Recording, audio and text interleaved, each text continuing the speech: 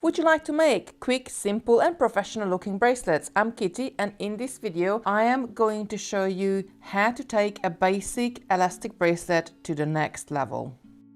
There are lots of different kinds of elastic strings, and in this video we will be working with 0.8mm round clear elastic.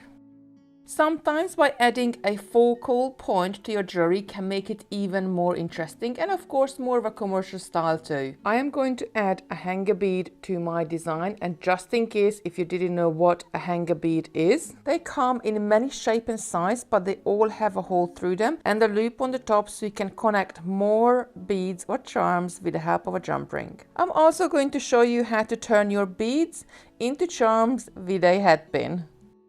So step 1 is decide what beads you're going to be using and perhaps what pattern do you want to create on your elastic bracelet. Step 2, slide all your beads onto your elastic, creating the pattern and size you like. Step 3, knot your elastic together. Take A side over B side and under that strand and pull this up nice and tight. Then take B side over A side and pull it under and pull it tight. Now this is just a normal square knot. If I'm doing a normal square knot, I usually do an extra half a knot just to make sure everything is going to stay nice and secure. I want to apply little pulls at the end. You don't want to do one big pull because that can break your bracelet. You just want tiny little pulls, so securing and tightening your knot up.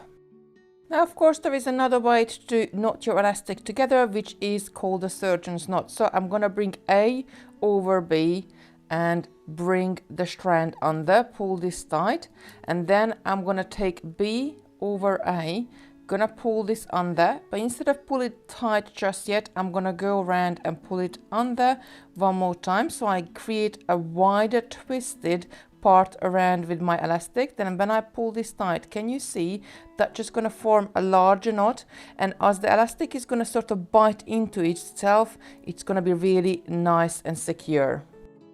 Once you're happy with your knot, take a bit of nail varnish. I'm going to take everything off of the brush, so just have a tiny bit at the end.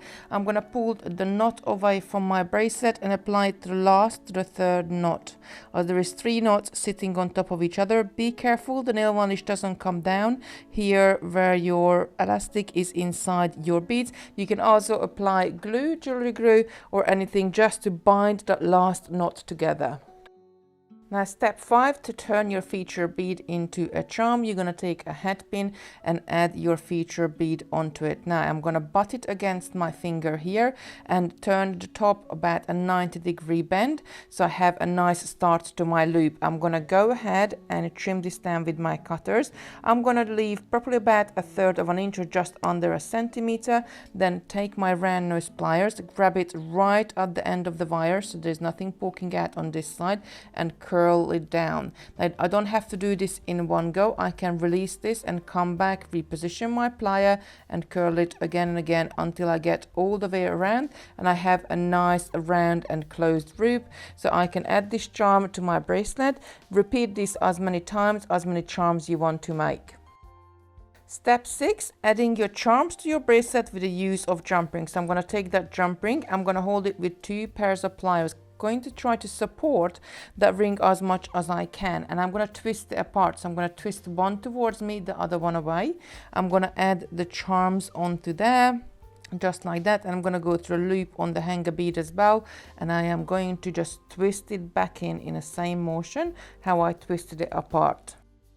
So once your nail varnish or glue is dry, I'm going to pull the knot away from my bracelet for a final time. I want to leave a tiny little bit of a tail here, a couple of millimeters will do, and just trim the elastic. And I quite easily, because this hanger bead got a large hole, I'm just going to pull the knot inside there, and there you have it. You got a lovely elastic bracelet in a more commercial, professional style. If you have any more questions about elastic bracelets, let me know in the comments below so I can answer it for you. If you don't want to miss out on my next video, then be sure to turn the bell on after you have subscribed to my channel.